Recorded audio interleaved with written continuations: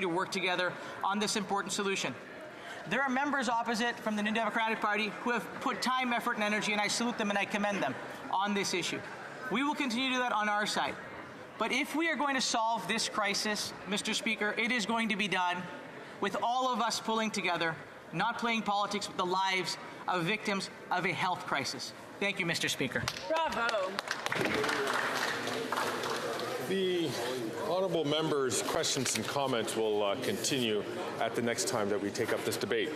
Déclaration de députés, statements by members. The honourable member from Richmond Centre.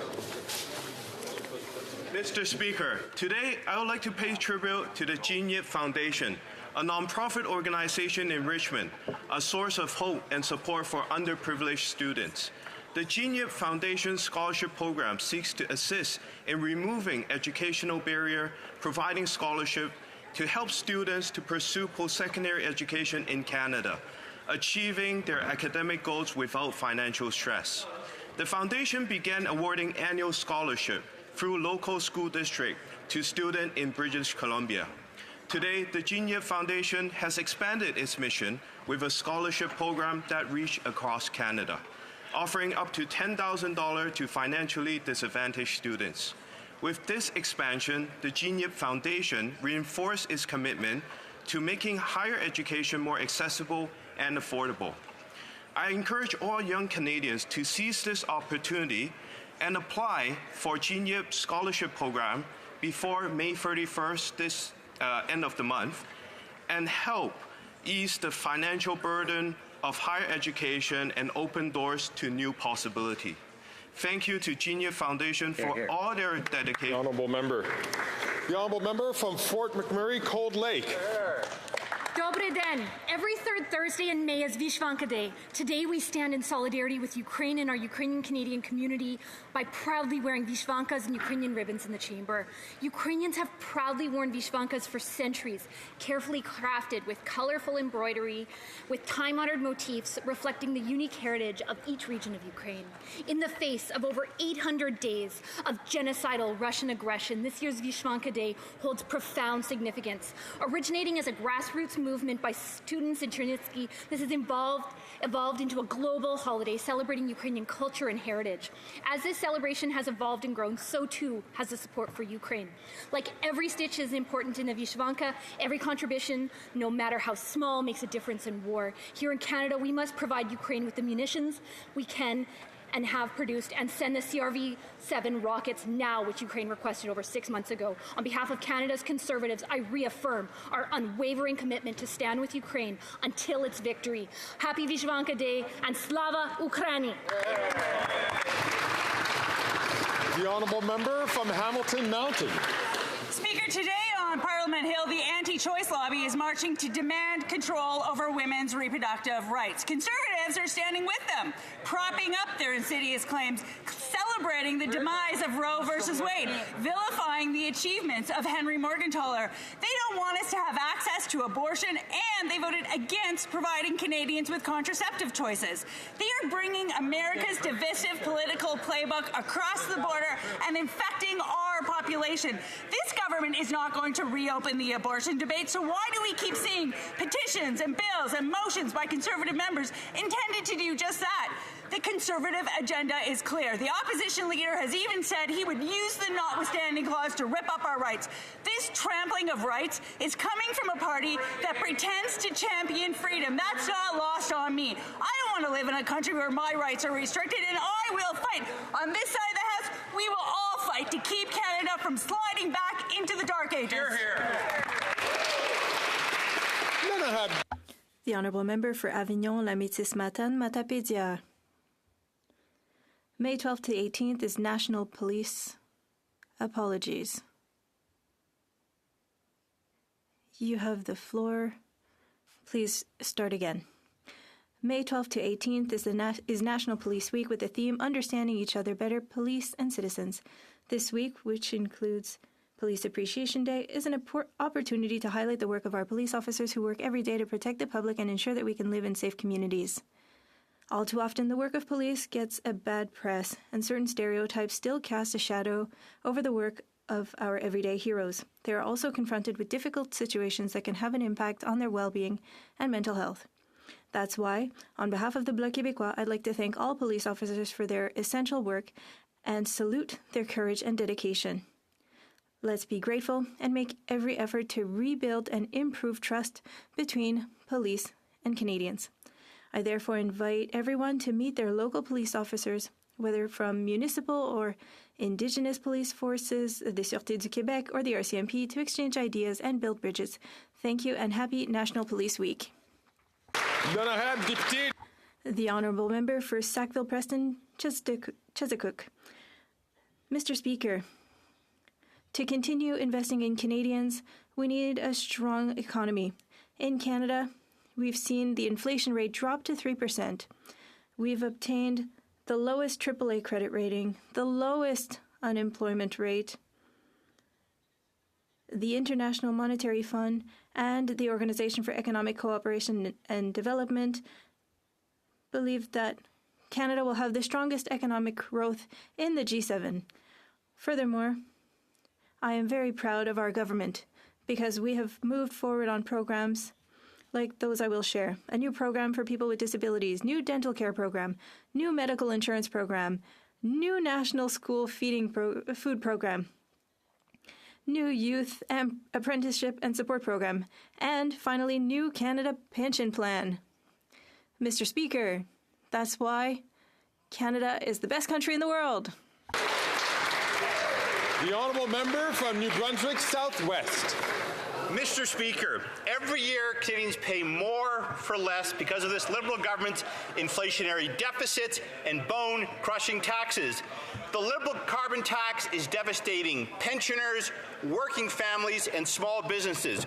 Today in New Brunswick, we pay over 62 cents more per litre for gasoline than families do in the neighbouring state of Maine. Wow. That price difference is all due to Canadian taxes.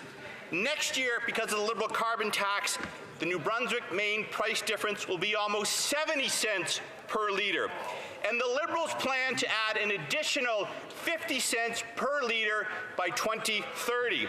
This will cost Canadians thousands of dollars more each year. Families are forced to pay more to live in Canada by an uncaring and ideological Prime Minister. And just like his carbon tax, the Liberals are not worth the cost.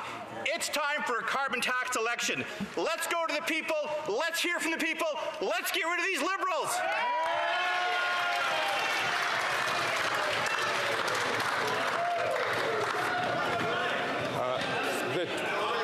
Before we move on to the Honourable Member from Labrador, the chair has been pretty loose with the clock today. I would like us to make sure that members do keep to their 60 seconds. The Honourable Member of Labrador.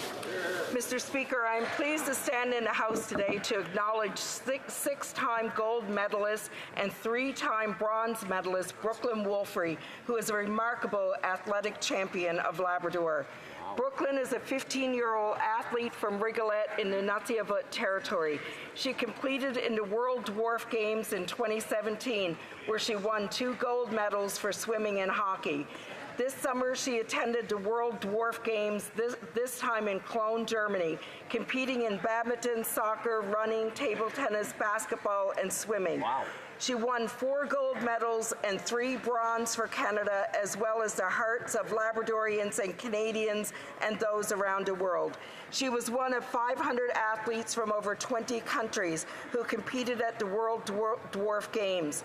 Brooklyn was a bright light in the competition. She's a tremendous athlete, a remarkable young person, and a role model for all around her. Congratulations. The Honourable Member from Windsor-Tecumseh. Mr. Speaker, the name Marina Clemens is synonymous with Drouillard Road and the community of Fort City. It is where Marina founded Drouillard Place and dedicated her life to building a community that looks after its neighbours and the most vulnerable. A fierce advocate for affordable housing, a champion for our community's homeless. When we celebrated the 145-unit Meadowbrook project, the first housing project built in our community in 30 years, her response was to the point, now let's build more. Her son Jason said his mother lived her faith and always put people first, and she never asked what was in it for her. Marina Clemens passed away this week, Mr. Speaker, and Windsor lost a great, great leader. But if we ever need to find our way, all we need to do is head to Fort City. There we'll find her street, her Drouillard Road, renamed Marina Clemens Way. It is the way of service above self. Thank you. The honourable member from King Vaughan. After 9 years, this NDP Liberal government is just not worth the cost. That's right. Since they took office, Canadians are seeing record numbers of food bank usage, with nearly 60% of Canadians eating foods that have expired or spoiled. This Prime Minister, backed by his NDP coalition, has decided to increase the carbon tax by 23%. This is disgusting. Unlike this Prime Minister, most Canadians don't have a trust fund, and so this increase has not only driven more people to food banks, but it also hampering donations. With fewer donations and higher demand, food banks are being forced to close their doors. Seniors who were hoping to see some relief from the recent budget are finding themselves waiting in long lineups at food banks just to make ends meet. Common sense Conservatives will axe the tax, build the homes, fix the budget, stop the crime, so Canadians have the dignity to eat healthy and safe food. The honourable member from Humber River, Black Creek. Thank you, Mr. Speaker. I rise in the House today to acknowledge a dedicated constituent and entrepreneur, Jerry Fishman. Jerry is celebrating his 95th birthday on May the 13th. In 1956, he opened Jerry's Budget Centre on the corner of Jane and Wilson, and eventually Jerry's for Fashion in its current location at 1625 Wilson Avenue in 1973. I want to take this opportunity to recognize Jerry's outstanding and enduring dedication to his business and customers. Jerry still opens the store every morning and greets his customers and continues to serve his community. Extend my warmest wishes to Jerry as he celebrates this milestone. May your birthday be filled with joy and the company of loved ones as you continue to inspire all of us with your vitality, your passion, and your zest for life. Happy birthday, Jerry. The honourable member from Calgary, Midnapore. The Minister of Employment has been throwing stones at glass houses for too long. We learned last week that the minister has failed to remove himself from his own PPE company and lobbyist firm, which is a clear conflict of interest. Yep. He remains a director of his PPE company in contravention of the Code of Ethics. The minister's previous lobby firm that he gifted to his friend and colleague successfully lobbied 6 federal departments, including his own department, for millions of dollars in federal grants for the Edmonton International Airport. A man who claims to be focused only on Albertans and Canadians has now shown his true colors. We now know he has only ever been worried about himself. How dare this minister show his face in this House every day, claiming to advocate for Albertans while putting down our Premier and taking advantage of the Albertan people. Albertans knew better, and now so do Canadians.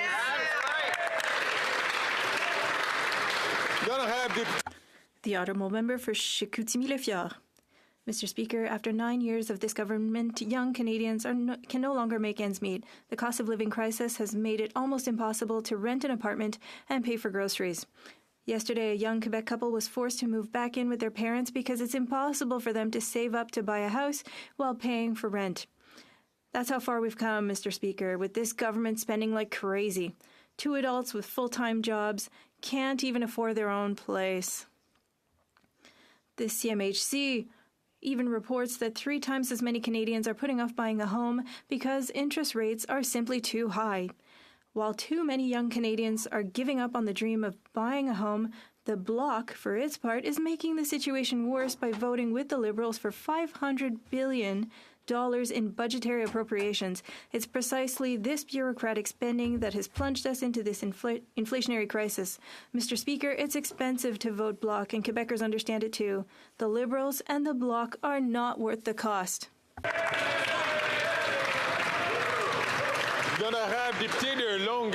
The honourable member for Longueuil-Charles-Lemoine. Mr. Speaker, it's with great pride that I rise today to highlight the 40th anniversary of Pavillon Marguerite de Champlain, an invaluable resource for abused women and their children on Montreal's South Shore. Over the past 4 decades, more than 10,000 women and children have benefited from the support of this organization, whether through its shelter services, 24/7 telephone support, individual counseling, group workshops, family intervention, or other services. Pavillon Marguerite de Champlain distinguishes itself by its capacity to provide support and services to women victims of conjugal violence from Canada's 2 official language groups and to all cultural communities. To founder and director Deborah Pearson and the entire team of PMC, congratulations on the milestone anniversary, and thank you for the difference that you have made and continue to make in the lives of so many women and children in our community. Merci. The honourable member from Edmonton Griesbach. New Democrats joined thousands around the globe in recognition of International Day Against Homophobia, Biphobia, and Transphobia, a day to raise awareness of 2S LGBTQI persons' rights and, unfortunately, the continued atrocities facing our community globally. From Stonewall to Edmonton, the queer community has and continues to contribute greatly to a better and more just society. They have shown us the strength of community resilience and remind us of our everlasting pursuit for justice and freedom for all.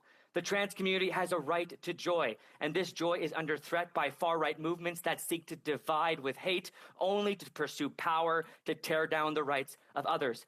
Every member of this House has a responsibility to stand up and speak out against the bigotry that is threatening the safety of our fellow citizens. And although it may be politically advantageous to punch down and divide, let me be clear, we aren't going anywhere.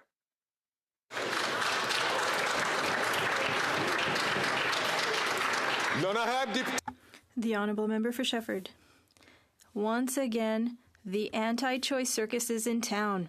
The grotesque display of intimidation against women, elected officials, and doctors is back. Every year, they come to remind us of their contempt for women, for women's bodies, for women's rights. And they come every year with the blessing of a bunch of Conservative MPs to whom they give their votes and their money. Let them know, these misogynistic reactionaries, that women's bodies belong to women and only women. Their choice, period. They don't have to justify themselves, they don't have to explain themselves, and they don't have to apologize. Their bodies, period. And no matter how many thousands and thousands of anti-choicers there are, we won't let what's happening in a bunch of American states happen here. They call themselves pro-life when they're really just anti-women. And no matter how proudly they strut their stuff, they're a disgrace to behold.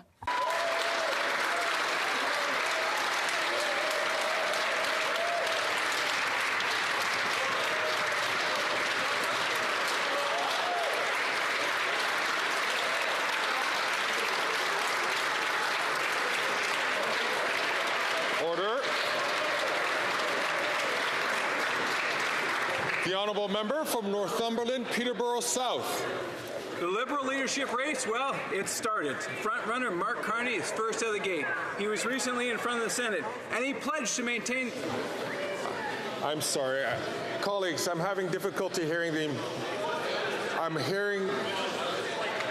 am having difficulty hearing the honourable member from Northumberland, Peterborough South. I'll invite the honourable member to start from the top, please. Thank you, Mr. Speaker. The Liberal leadership race, well, it's underway. Front-runner Mark Carney is first out of the gate. He was in the Senate, confirming there and pledging that he would maintain the Prime Minister's punishing carbon tax. When asked about fiscal responsibility, well, there's no policies he's going to change. Mark Carney will continue the Liberal legacy of higher taxes, more spending, and poorer Canadians. Canadians, well, we just don't need another random Liberal making life more expensive. So whether it's carbon tax Carney or the current Prime Minister, Canadians continue to suffer. The more these Liberals spend, the worse things get. In contrast, a common-sense Conservative will axe the tax, build the homes, fix the budget, and stop the crime. Let's bring it home! The honourable member from Pickering-Uxbridge. Mr. Speaker, when Roe v. Wade was overturned in the United States, Conservative MPs cheered and vowed to do the same here in Canada. We see everyday stories of the life-threatening health implications American women are facing. Last Last week, the leader of the opposition admitted that he will unilaterally override the charter for policies that Conservatives want. Conservative MPs wasted no time in this House telling women across this country that they believe the decisions of women's health care should be decided by Conservative politicians. Today, while Conservative MPs are marching on the front lawn to roll back women's rights, we will stand up to fight. We will fight for women to control our own bodies, fight to protect women's charter rights, and we will fight to protect women's freedoms to make our own health care decisions. Who in this place will stand here now and fight with us?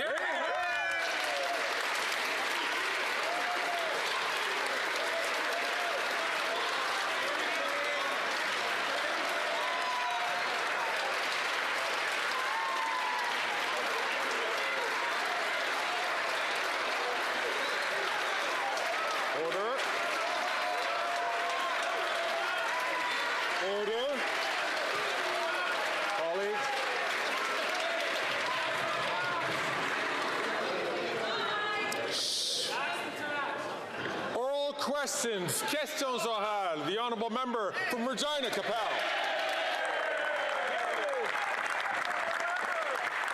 After 9 years of this NDP Liberal Prime Minister, Canadians are getting poorer. His inflationary deficits are pushing up inflation and interest rates. That's because when the Prime Minister goes into the markets and borrows billions and billions to fund his spending spree, that bids up the interest rates for everyone else. And a new report from the Bank of Canada is shocking. Average mortgage payments will rise by more than 20% in the next couple of years. Where the heck are Canadian families supposed to come up with an extra few $100s just to pay higher mortgage payments for the homes they already own? I'm going to ask members just to be very conscious of the language that they use. The Honourable Deputy Prime Minister and Minister of Finance. Mr. Speaker, given that it is my first opportunity to speak in the House today, I want to speak about a very grave threat to Canadians. Last week, the Conservative leader said he is going to ignore our charter rights. That's right. This week, a Conservative MP stood up in this House and said he's opposed to a woman's right to choose. And now Conservative MPs are outside attacking a woman's right to choose. So now we know the truth. They're going to attack our charter rights. They're going to attack the rights of every woman in Canada. Hear, hear.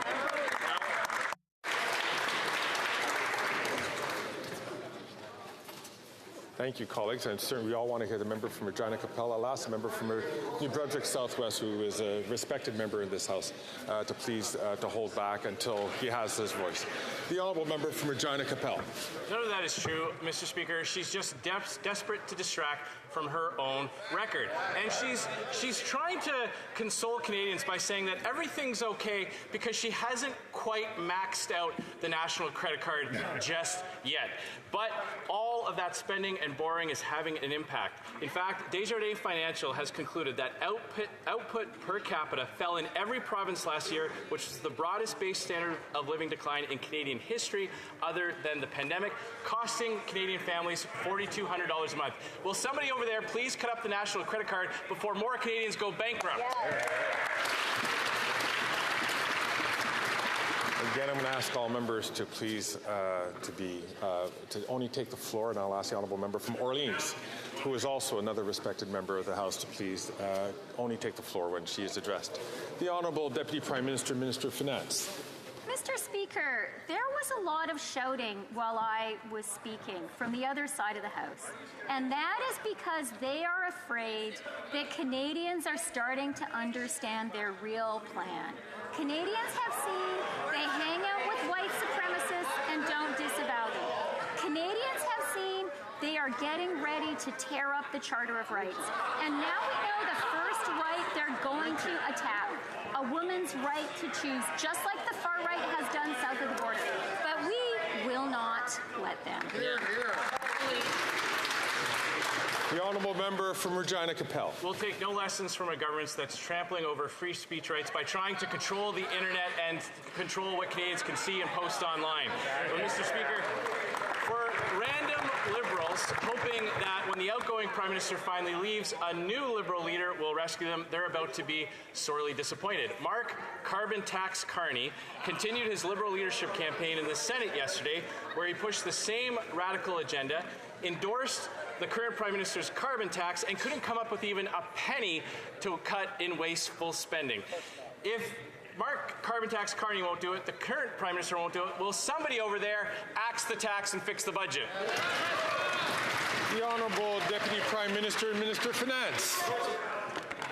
Mr. Speaker, I am really delighted to hear the Conservative House Leader talk about the rights of Canadians and how important they are. I'm a woman, I'm a mother, and let me tell you what the most fundamental right of every woman and girl in Canada is. The right to control your own body. It is time for the Conservatives to stand up and clearly say, are they going to defend a woman's right to choose? Because what we're hearing from them is they want to end it.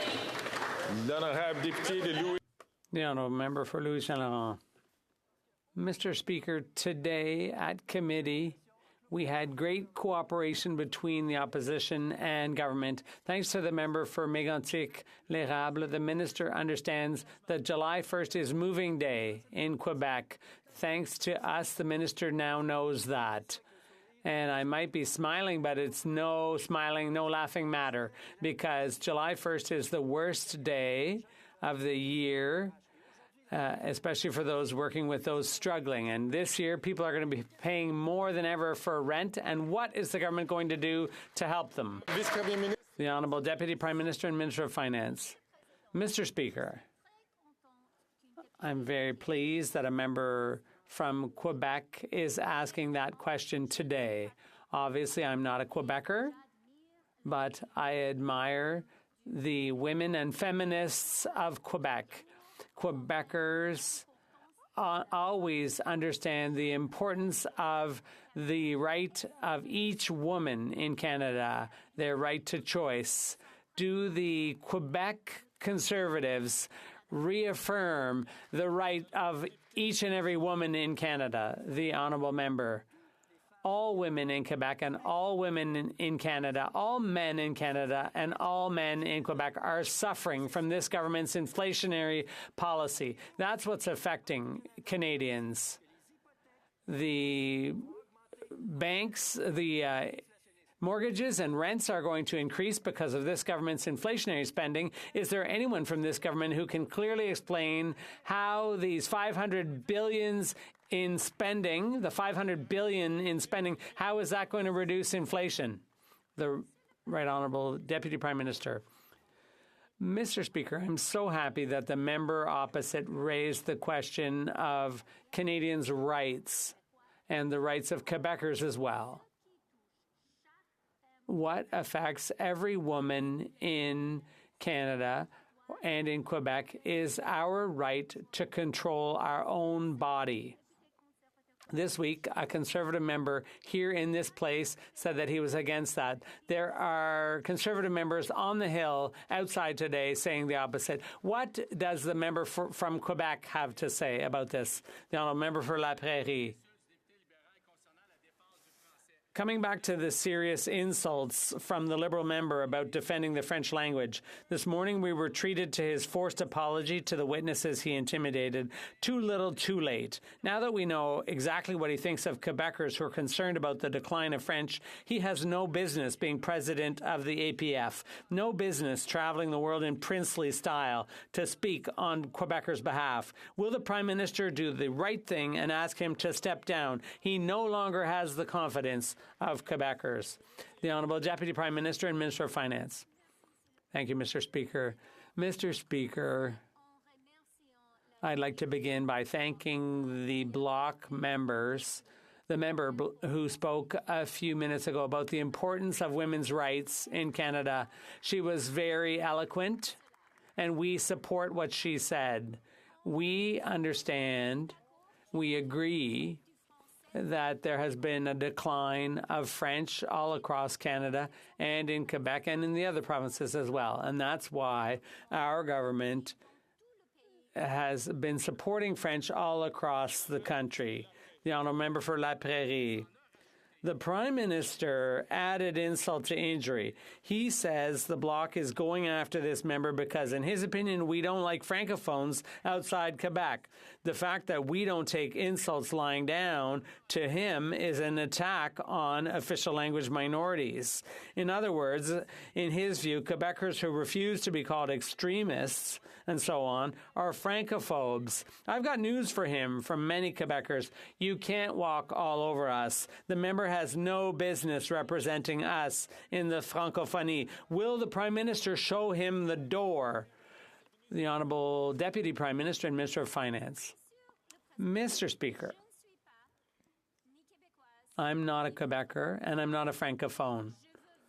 But I do truly want to reassure my colleague opposite that for our government, French all across the country is very important. And we understand that there's been a decline of French in Quebec and all across the country. And that's why our government is supporting Francophones in Quebec and Francophones everywhere else in the country. And that's why we are investing in French in Canada and the world. Honourable member for Rosemont La Petite Patrie. Mr. Speaker, renters are having a hard time making ends meet. Groceries are expensive. Rents are expensive. People are struggling with credit card debt, and it's affecting their mental health. Meanwhile, the Liberals and the Conservatives are protecting the profits of the grocery CEOs. Why? Maybe it's because they got $150,000 in donations from Loblaws, Metro, and Empire. You scratch my back, I'll scratch yours. And if you don't have $150,000 to attend those parties, oh well, good luck filling your fridge with food. Hey, Liberals, how's the lifestyle of the wealth? How are you liking the lifestyles of the wealth, the rich and famous? The Honourable Deputy Prime Minister. Mr. Speaker, we, like other members in this House, we understand that we have to invest today in order to support Canadians, and that's what we're doing. We also understand that to do this responsibly, fiscally, we need to ask the wealthy to pay their fair share. And that's what we're doing. We understand that we need more competition in the grocery industry, and we're doing that too. The honourable member from Cowichan, Malahat, Langford. Mr. Speaker, Canadians are taking food off the table and asking themselves why the government isn't lowering food prices. Well, maybe it's because the Liberals and Conservatives have gotten $150,000 from the families and CEOs of Loblaw, Metro, and Empire. Both parties know exactly who pays their bills. Canadians deserve a government that's going to put them before big grocery CEOs. Why are the Liberals favoring CEO profits over lowering costs for Canadians? Hear, hear. The Honourable Deputy Prime Minister and Minister of Finance. Mr. Speaker, our government absolutely understands that now is the time to invest in Canada and Canadians, to invest in housing, to invest in affordability, to invest in economic growth. And we know we have to do it in a fiscally responsible way, which is why we are asking those at the very top to pay a little bit more by increasing the capital gains inclusion rate. When it comes to the grocery sector, Mr. Speaker, we know that Canada needs more competition, and that's why we've brought in a once-in-a-generation change to Canada's competition law. Thank you, Mr. Speaker. The honourable member from Calgary Forest Lawn. After 9 years of this Liberal NDP Prime Minister, Canada has turned into a nation of renters. After spending $89 billion on a photo op slush fund for housing, rents and mortgages doubled. The dream of home ownership for an entire generation is dead. Canadians are stretched because of higher taxes and higher rent, like the carbon tax scam that increased, making it harder for Canadians to pay for rent and food. Was it fair to increase the carbon tax scam 23% when 70% of Canadians told them not to? The Honourable Minister for Housing, Infrastructure and Communities. Mr. Speaker, if my honourable colleague is concerned about tax increases, I suggest he talk to the leader of his own party who's proposing to increase taxes on new apartment construction by putting the GST back on apartment rentals in this country. Mr. Speaker, their plan is to raise taxes on home construction. Their plan is to cut funding for the communities they're going to build homes. He has actively promised in the media that he views the role of the government not to participate in housing. On our side of the House, we're going to make the investments necessary to solve the housing crisis. I hope the Conservatives will join us. The honourable member from Calgary Forest Lawn. We won't take any lessons from the worst immigration and housing minister in Canadian history. And now we have Mark Carbon Tax Carney preaching the same radical agenda in his Liberal leadership like this Prime Minister. He won't announce the Liberal carbon tax and commit to cutting 1 penny of Liberal waste. Whether it's Carney or this Prime Minister, the inflation driving deficits will continue. And just like the carbon tax scam, none of them are worth the cost. Will any other Liberal leadership candidate stand up today, show some common sense, and declare they'll finally axe the tax? The Honourable Government House Leader. Speaker, it's understandable why Conservatives want to throw up some smoke screens. It's been a very bad couple of weeks to be a Conservative in this country. First of all, they cavort with white extremists. Then their leader says we're going to have an a la carte Charter of Rights where we're going to take away your rights on a whim. And now, Mr. Speaker, we have a female candidate for a Conservative nomination alleging criminal content in the conduct of her nomination, identity fraud, false information. When will they stand up for law and order, Mr. Speaker? The honourable member from York Simcoe. Mr. Speaker, this NDP Liberal government has made life even more unaffordable for Canadians by raising the wacko carbon tax by 23%. Gas, groceries, and everything else is more and more. It's actually one of the rare times that I can't hear the own a colleague from York Simcoe. If I could please ask members not to raise their voices while the honourable member from York Simcoe or any other member who has the floor to interrupt the member. So I'm going to ask the honourable member from York Simcoe to start from the top. Well, thank you, Mr. Speaker. This NDP Liberal government has made life even more unaffordable for Canadians by raising the wacko carbon tax by 23%. Gas, groceries, and everything else is making life more and more expensive, especially for those living in rural and small-town communities where driving further for longer is just a fact of life. The Parliamentary Budget Officer has confirmed Canadians would be better off without the carbon tax. Will the Prime Minister stand today and admit to Canadians that he's just not worth the cost? The Honourable Minister for Natural Resources and Energy. Thank you, Mr. Speaker. It causes me some disappointment to see an honourable colleague with whom I actually get along very well spouting such misinformation in the House. At the end of the day, the price on pollution is an effective way to fight climate change, but it is also a way to actually help with affordability. The PBO says it. 300 economists across the country say it. It is a way in which to fight climate change, but also to make life more affordable for Canadians. It is good climate policy. It is good economic policy for Canada. The honourable member from Simcoe North. Well, we know that is disinformation, Mr. Speaker. Canadians looking at their bank account know that the carbon tax hurts. After all, this government continues to classify small town and rural communities as urban, making them ineligible for the rural rebate and forcing them to pay more in carbon taxes to this out-of-touch Prime Minister. So, are they punishing rural Canadians and dividing them based on geography? Or does the Liberals actually think that Pefferlaw is downtown Toronto?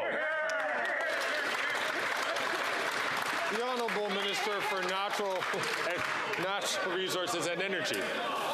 Thank you, Mr. Speaker. I would encourage my... I know we all love York Simcoe and all the communities therein. But I will ask members to please hold their voices and so we can listen to the answer from the Honourable Minister of Natural Resources and Energy from the top. Thank you, Mr. Speaker. I would encourage my honourable colleague to actually read Bill C-59, which doubles the rural top-up. I would encourage him to actually read the letter from 300 economists across the country that actually say that people, 8 out of 10 Canadians, get more money back.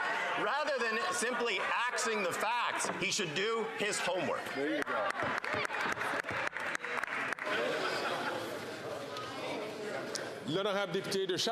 The Honourable Member for Charlebourg-Saint-Charles.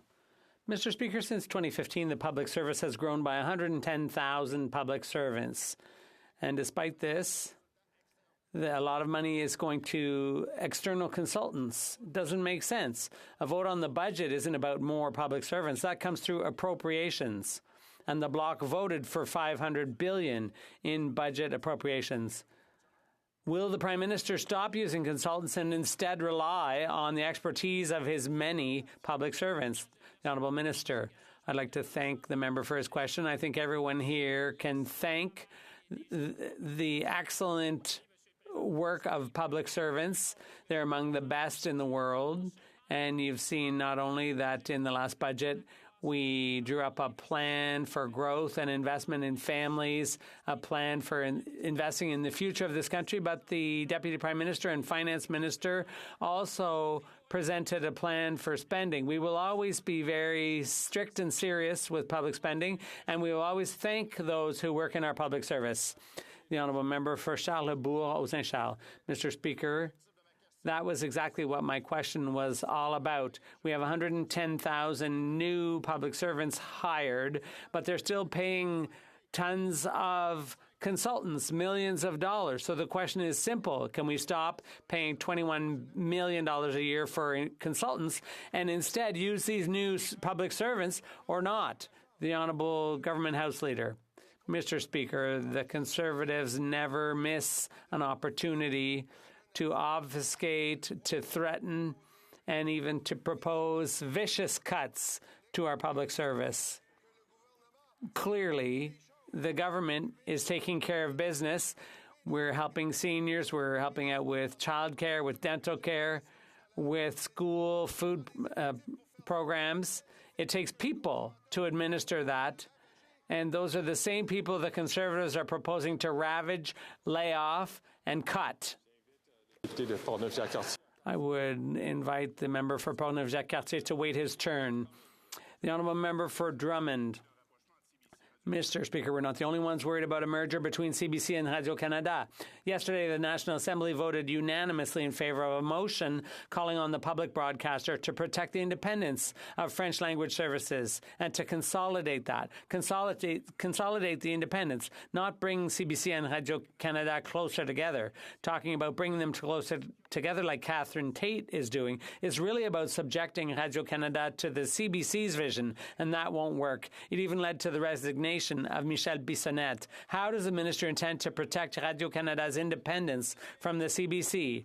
The Honourable Minister. Thank you, Mr. Speaker, and I'd like to thank my colleague for his question. In order to protect Radio-Canada and the CBC, the only way to do that is to support the CBC and Radio-Canada. That's what we're going to do on this side, whereas on the other side, the Conservatives just want to cut CBC. My question for the Bloc is, will the Bloc stand with us in supporting CBC and Radio-Canada, or are they going to align with the Conservatives? The Honourable Member for Champoux. I don't think there's any intelligent person who thinks the Bloc stands with the Conservatives on this file. The CBC CEO made it very clear in her committee appearance, if the Conservatives cut the CBC, it'll cause major harm to Francophone communities and even to Radio-Canada in Quebec. She confirmed that the two are connected. Obviously, we don't want cuts to the CBC. The Bloc is in favor of a strong public broadcaster. That's not up for debate. But the minister has to present her modernization plan. Will she include a watertight barrier to prevent Radio-Canada from falling victim to potential cuts at CBC? The Honourable Parliamentary Secretary. It raises an important point. Having a strong public broadcaster in this country is what this side of the House is going to do, what our government has done and will continue to do. The minister is working actively on ensuring that there is a plan forward for the CBC, but what is really important, Mr. Speaker, is that this side of the House, we believe in a CBC, in a Radio-Canada that is independent, that is powerful, that gives Canadians from coast to coast to coast a voice, not what the Conservatives want to do, which is simply say they will gut it or worst, shut it. Hear, hear. The Honourable Member for Drummond. On the one hand, the CBC CEO, Catherine Tate, assures us that programming and management will not be affected by a merger between CBC and Radio-Canada. But on the other hand, we understand that everything's already been brought together except programming and management. Her plan for rapprochement is to harmonize sectors and find solutions together. Well, finding solutions together just doesn't work. That would mean CBC management imposing its vision on Radio-Canada. Why is the minister refusing to protect Radio-Canada's independence from CBC's English-speaking management? The Honourable Minister of Employment. Mr. Speaker, it is critical to have a public broadcaster here in Canada to promote French from coast to coast, promote minority communities like in Edmonton, Peace River, Newfoundland and Labrador, and so on. French is important to Canadians, and the public broadcaster is there to promote that and to allow us to communicate from coast to coast in French. The Honourable Member from Prince George, Peace River, Northern Rockies. After 9 years, Northern Canadians are going hungry, and it's getting worse because of the carbon tax. In 2018, 57% of Nunavut families lived with food insecurity versus the national average of 12.7%.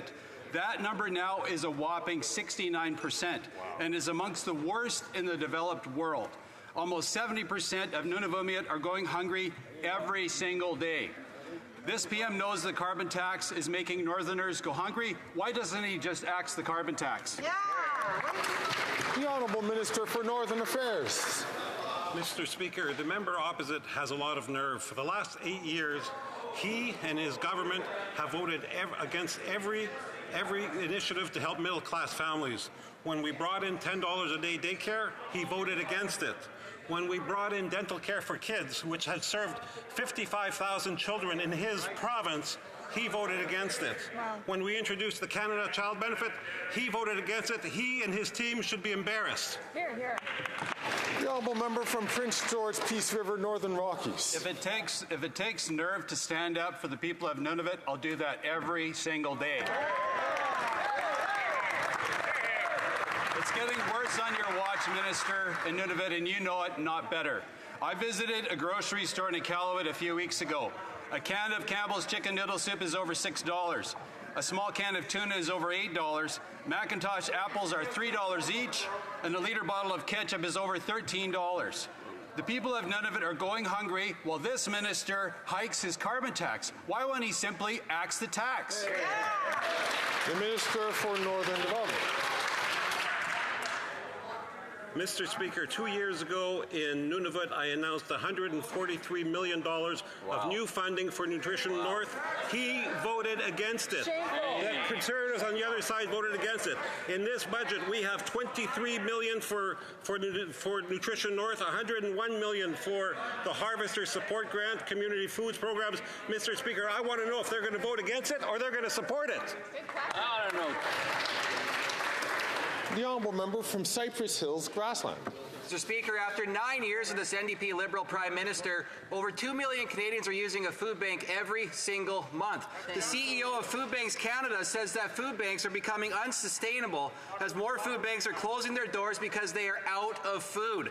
Yet the Prime Minister is determined as ever to drive up the cost of food as he refuses to listen to the millions of Canadians who want to axe his extreme tax. If he won't listen to us, why won't he at least listen to Food Banks Canada's CEO or maybe the millions of Canadians who are demanding that he lower the price of food by axing his extreme carbon tax? Yeah! The Honourable Minister for Families. Thank you.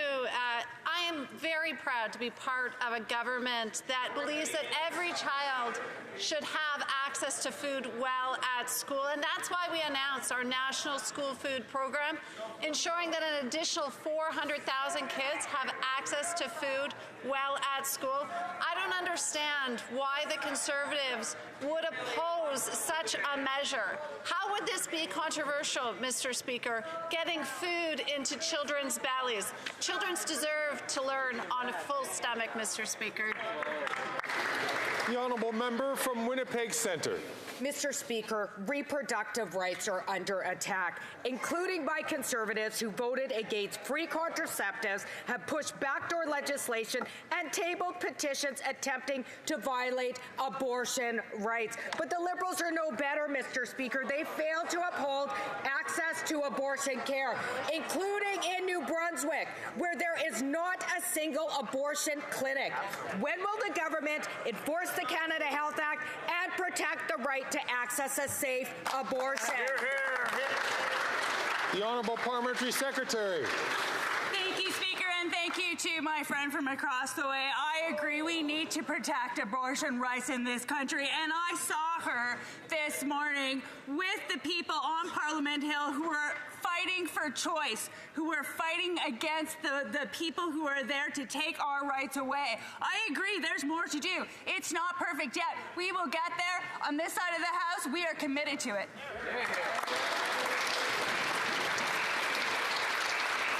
The Honourable Member from Port Moody, Coquitlam. If you have to negotiate for dignity, dignity is lost. That is what we heard today at Canada's first ever Air Accessibility Summit. Forcing people to drag themselves off of planes or to be taken out on food carts is what's happening under the Liberals. Today, the minister said he could intervene, but he prefers to leave it up to big CEOs, or as he called it, the guys. That hasn't worked for the last 20 years. Why won't the Liberal minister make sure people with disabilities are treated with dignity? The Honourable Minister of Transport. Yes, Mr. Speaker, this morning my colleague and I were at the summit that we convened, and we had people living with disabilities that had better experience representing other people that were there for a frank and open discussions. And we also asked the airline companies, the airports, CATSA, CBC, all of them. Why? Because we have to find solutions, Mr. Speaker. What we've witnessed in the past cannot happen anymore. We need concrete solutions. That's what we're working on. The Conservatives that just closed their eyes, they did nothing in the past. We will do better, much better, all of us together. The Honourable Member from Davenport. Mr. Speaker, women's reproductive rights across the world are under assault, and we're seeing the same rhetoric and tactics used by anti-choice advocates in the United States leaking into Canada and into this Parliament. Can the Deputy Prime Minister speak to the women, the girls, and all who care about them in this country and assure them that their federal government and assure them what their federal government is doing to stand up for their bodies and for their rights? The Honourable Deputy Prime Minister, Minister of Finance. I'd like to thank my colleague for the really important question. Last week, the Conservative leader bragged that he believes in an a la carte charter of rights. And this week, the Conservatives revealed which is the first right they want to abolish. First, a Conservative MP stood up in this House and said he wants to abolish a woman's right to choose. And then today, Conservative MPs are standing outside saying the same thing.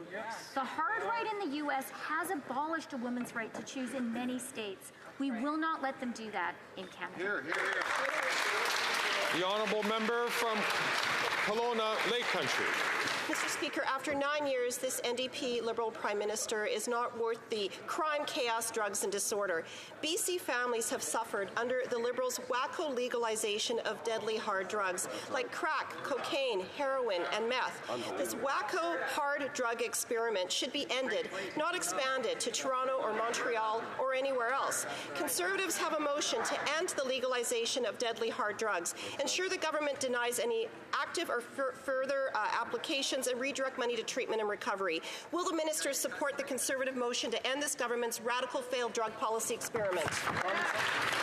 The Honourable Minister for Mental Health and Addictions. I think we need to take a moment to recognize why this issue is so important for every family that has lost a loved one to this tragic overdose crisis from an illegal toxic drug supply. People are dying alone from fentanyl, Mr. Speaker. We need policies that work. We need to meet communities where they are, and we need to understand that this is public health, Mr. Speaker. They continue to want to criminalize family members rather than getting them harm reduction, prevention, and treatment. Mr. Speaker, we are committed to saving lives and getting people health care. The Honourable Member from Kelowna Lake Country. Mr. Speaker, according to the most recent data, since the NDP Liberal Prime Minister took office 9 years ago, sadly, opioid overdose deaths across Canada increased 166%. And in BC, overdose deaths are now the leading cause of death for youth aged 10 to 18. Addiction doctors came out saying legalized drugs are being diverted to youth. And unbelievably today, the Minister for Children refused to answer if she's standing up for children against her government's wacko drug policies. Conservatives are calling to end taxpayer-funded narcotics, which are being diverted to our children. Will the Minister for Children stand up for children and vote for our Conservative motion? The Honourable Minister for Mental Health and Addictions. Mr. Speaker, the member across the way seems to not want to recognize that in provinces like Alberta, where they cut back on a comprehensive continuum of care, including harm reduction, people are dying at astronomical rates. Diversion is illegal, Mr. Speaker. The member well knows that. We are committed to a full continuum of care to help those who need health care, not criminalize them, not force them into treatment, but get them the help that they need. Shame. The Honourable Member from Oxford. After 9 years, this Prime Minister is not worth the crime, chaos, drugs, and disorder. Thanks to his wacko drug policies that have legalized hard drugs like crack, meth, and heroin, we are now seeing 22 Canadians die every single day from drug overdose. And this Prime Minister has even legalized open drug use in our parks, in our playgrounds, and in our schools. Will this Prime Minister show some compassion, support our motion to ban hard drugs, and support treatment so we can bring our loved ones home drug-free? The Honourable Minister for Mental Health and Addictions. Mr. Speaker, it is amazing to me that across the way they continue to mislead Canadians. Addressing the overdose crisis and the tragic deaths that we are seeing from illegal fentanyl in our streets needs harm reduction, needs prevention, it needs treatment and law enforcement. Mr. Speaker, we work collaboratively with every jurisdiction to provide health care. Why do they continue to think it's okay to criminalize loved ones who need help? The Honourable Member from Peterborough, Kawartha. After 9 years of this Prime Minister's wacko policies, overdoses have increased 166%. Wow. And the #1 cause of death for kids in BC is opioids. The Vancouver Police told Parliament the Liberals' safe supply is ending up on the black market, which is then sold to children, creating a new generation of addicts. The Minister of Children said earlier today that kids dying of opioids is not her problem. So whose problem is it? And who is going to protect the children and end the legalization of fentanyl, meth, and crack? Wow. The Honourable Minister for Indigenous Services. Mr. Speaker, it's all of our grief. That's what it is. It's every single parent in this country who has lost a child. That's what it's about, Mr. Speaker. It's about the person who's on the street today hoping they're going to make it to tomorrow, and that their parents far away from them are also hoping, Mr. Speaker, that they'll make it to tomorrow. That's why we work with scientists and doctors, Mr. Speaker, because we are focused on saving lives, even the people they don't think are worth saving. Hear, hear.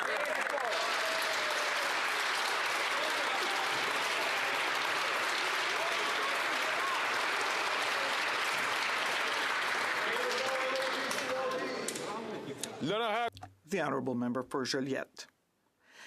There's no worker shortage in the public service, Mr. Speaker. Its ranks have swelled by 109,000 since the Liberals came to power. That's an increase of 42%, and yet more and more consultants are being hired too. More employees, more consultants, but certainly not more services. You still can't get a passport or get your immigration file processed. The only thing that's increasing is the government's interference in Quebec's areas of jurisdiction.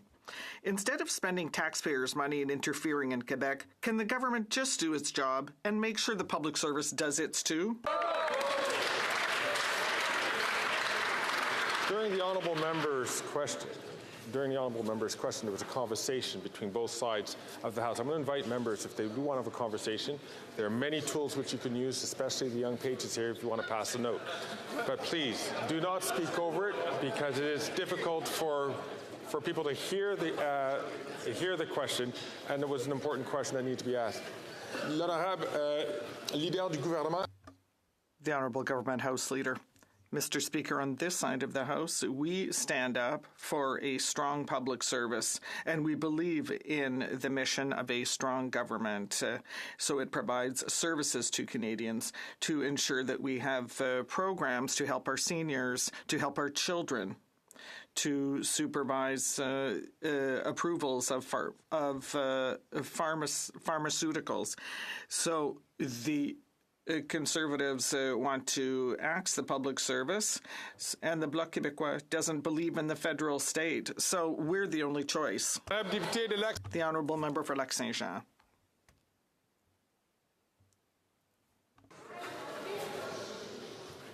Encore une fois. Once again. I would urge the member for Bellechasse-les-Etchemins-Lévis to take the discussion outside, please. I would urge you not to hold discussions here in the chamber while questions are being put. The Honourable Member for Lac-Saint-Jean. Thank you, Mr. Speaker. The Minister of Immigration is meeting his counterparts tomorrow, and there are many demands. Quebec is calling for a redistribution of asylum seekers, a decrease in temporary immigration and the approval of candidates by Quebec, French language training for federal programs, and $1 billion to cover Quebec's integration costs of asylum seekers. And if Quebec doesn't get any answers to its demands, it has promised a referendum. Will tomorrow the minister give answers to these demands, or will he be voting no in the upcoming Quebec referendum, immigration referendum? The Honourable Minister of Immigration. Thank you, Mr. Speaker. My colleague is a fine person, but he is not invited to my meeting tomorrow. Obviously, we will be working with our provincial and territorial partners to act responsibly for temporary workers and asylum seekers. So he'll have to hold his breath a little bit longer. The Honourable Member for Mégantic-l'Érable. After 9 years of this Prime Minister's, Quebec is headed for the worst moving day crisis in its history. This PM's inflationary spending has doubled rent costs and forced citizens, like the lady we heard about in the papers, to live in their minivans. In Quebec, everyone knows that July 1st is going to be catastrophic, but the minister confirmed this morning that he knows nothing about this. Can the Prime Minister tell us how many Quebecers are going to be living in the streets on July 1st because of his minister's ignorance? The Honourable Minister of Public Services and Procurement. Thank you, Mr. Speaker. My colleague is talking about the Minister of Housing, and he's wondering about how many.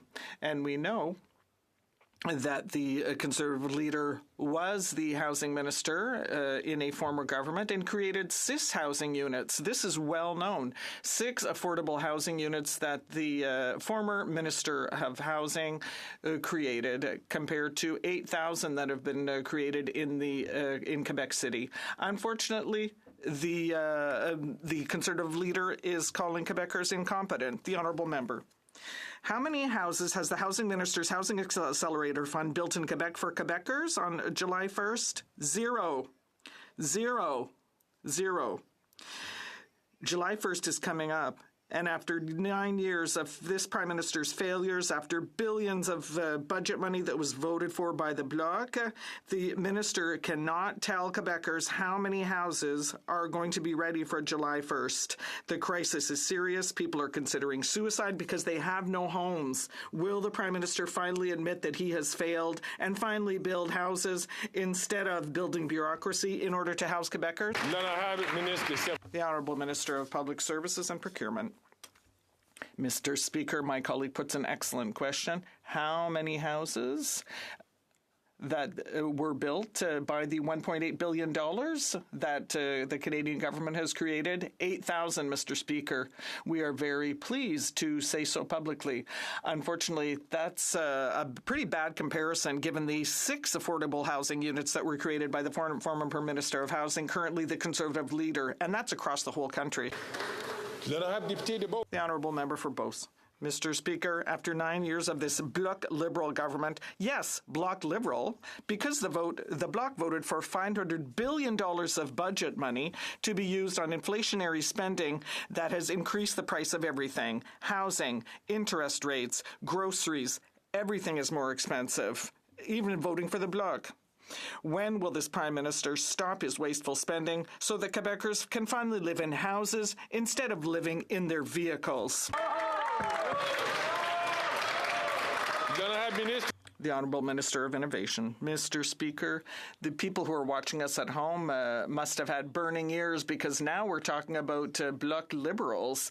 But you know what, Mr. Speaker? On this side of the House, we know that we can't build houses with slogans. You can't grow an economy with bad advertising, as we see on the other side.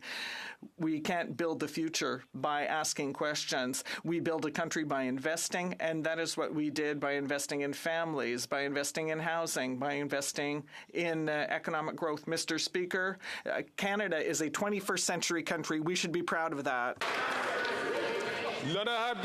The Honourable Member for Pontiac. Mr. Speaker, our sisters across the border no longer have safe access to abortion. And that thing could come here. Simone de Beauvoir said that whether it be a political or economic crisis, why does it take these crises to bring forward the rights of women? Because we are never sure what is going to happen. So can the honourable member guarantee that the Liberals will always protect women's rights and freedoms? The Honourable Minister. Throughout the world, Canada is synonym of promises and freedom. When I returned to Chile, I realized that you have no rights if you're pregnant. For the second time, Canada saved me by allowing me to have a legal and safe abortion for a future that I had chosen. At that time and today, for me, as for so many women, this Canadian freedom becomes so meaningful. Why are the Conservatives attacking the freedom for women to choose?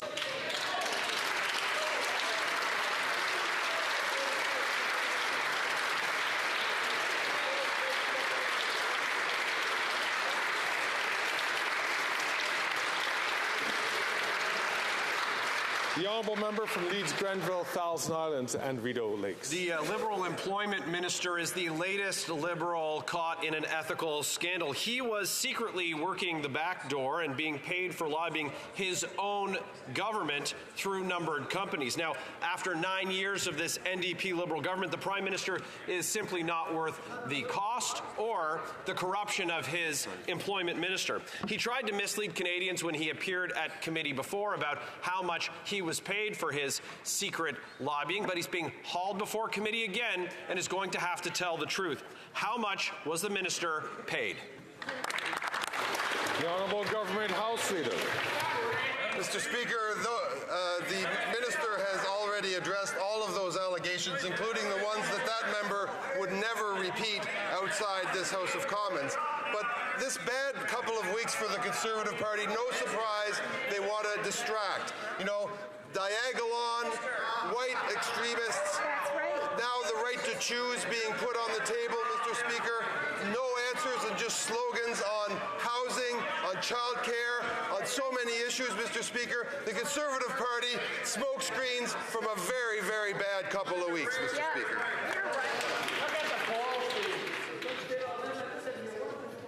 The honourable member from Leeds, Grenville, Thousand Islands and Rideau Lakes. Speaker, these Liberals would beg for a week like this Conservative Party just had. They can look at fundraising numbers, they can look at polling numbers, and of course they can look at newspapers and see that another one of their ministers is caught in an ethical scandal. Like this Prime Minister who got caught breaking the law. Like this public safety minister who got caught breaking the law and then tried to appoint his sister-in-law to be the ethics commissioner.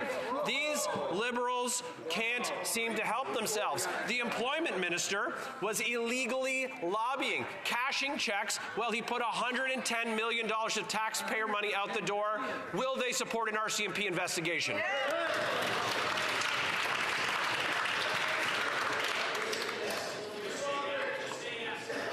I'm going to ask honourable members, please, to hold back on their statements until we can have an answer. The Honourable Government House Leader.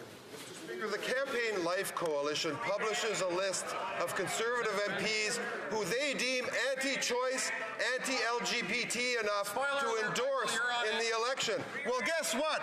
The member from Leeds Grenville has a green light, Mr. Speaker. That's right.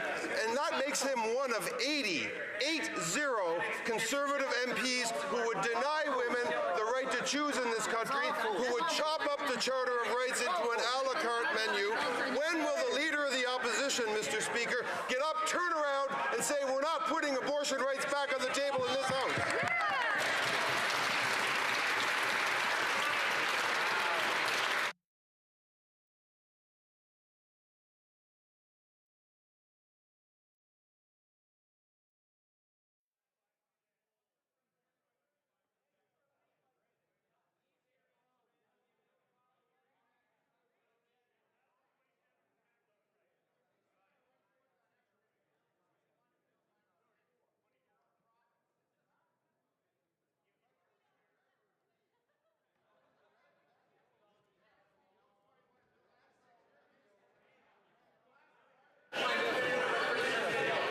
The honourable member from Kamloops, Thompson, Caribou. A dangerous sexual offender was in medium security. He needed hospitalization, so he should have been escorted under guard. But authorities didn't want to pay for him to be guarded. According to the Toronto Sun, his security was changed from medium to minimum security, and he received permission to be temporarily absent from jail. This person is reportedly under court order not to be in the presence of children on release. Why was a sexual offender left unsupervised at a hospital, and they seem to think it's funny? Why won't they answer this?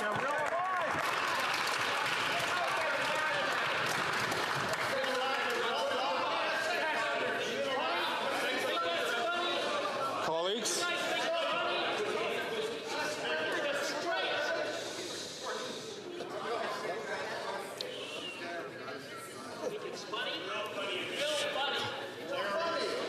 Colleagues?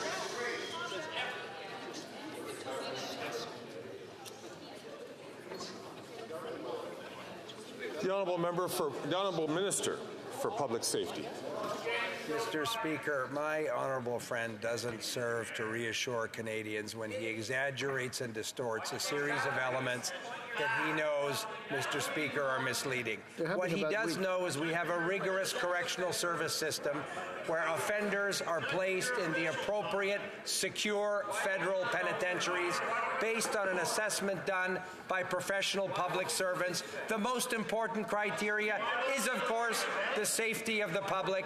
We will always support public safety by ensuring that dangerous offenders are kept in the appropriate, secure federal prisons. Hear, hear.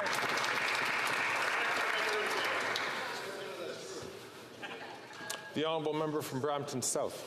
Mr. Speaker, around the world we are seeing the rights of women and girls, including sexual and reproductive health, being rolled back or denied. Canadians are proud of our rights and freedoms, where women have control over their own futures, over their own body. It is their human right. At the same time, we also know that we cannot take this for granted, especially when the rise of anti-abortion rhetoric and threatening promises by the Conservatives. Can the Minister of Foreign Affairs reaffirm our government's commitment to Canada's leadership both at home and abroad when it comes to advancing? The honourable member has gone over time.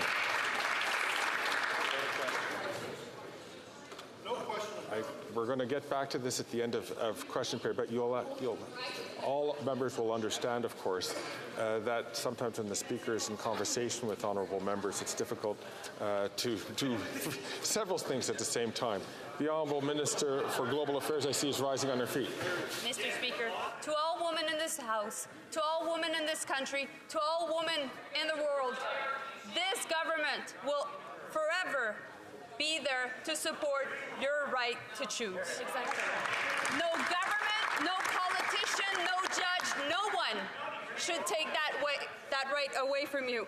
Make no mistake, the Conservative leader and his members are trying to politicize women's bodies, and they're willing also to make sure that they control women. And this is to satisfy their far-right base. On this side of the House, we will always be there to support women and women's right to choose.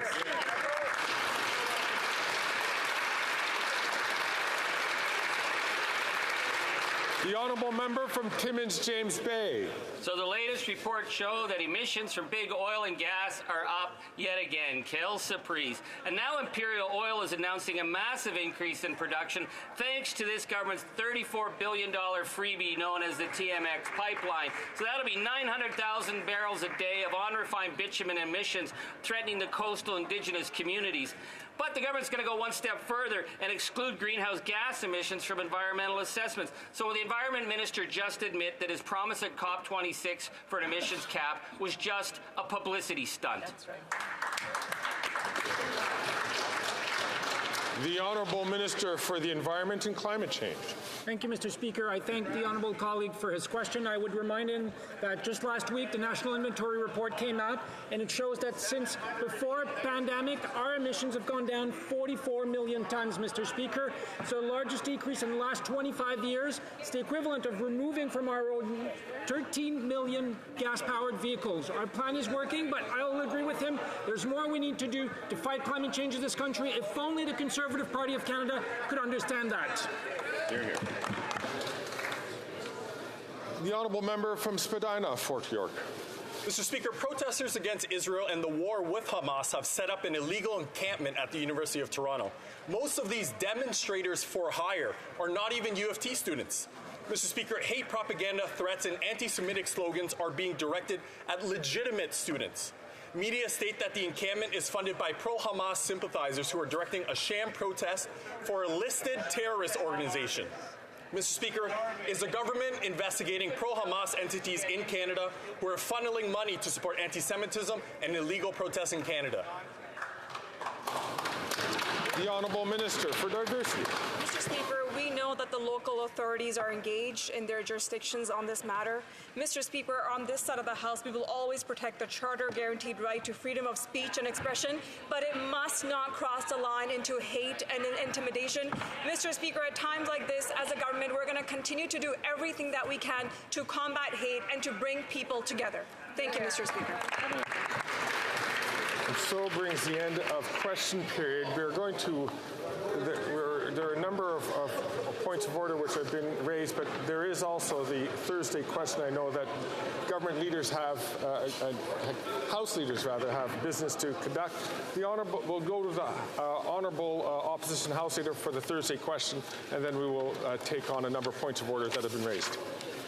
Thank you very much, Mr. Speaker. And it being Thursday, I would like to know if the Government House Leader can update the House as to what we will be dealing with for the rest of this week and for the week after the constituency work week, which is scheduled for the week of the 20th. And I wonder if you can inform the House on a couple of very important items. This House passed a motion ordering the Prime Minister to host a carbon tax conference within a certain time period after the motion was adopted. The government has about a week left. So can the Government House Leader inform Canadians as to what day the Prime Minister will hold this carbon tax conference with the premiers, what channel we can watch it on, and whether or not he will listen to the 70% of Canadians and 7 out of 10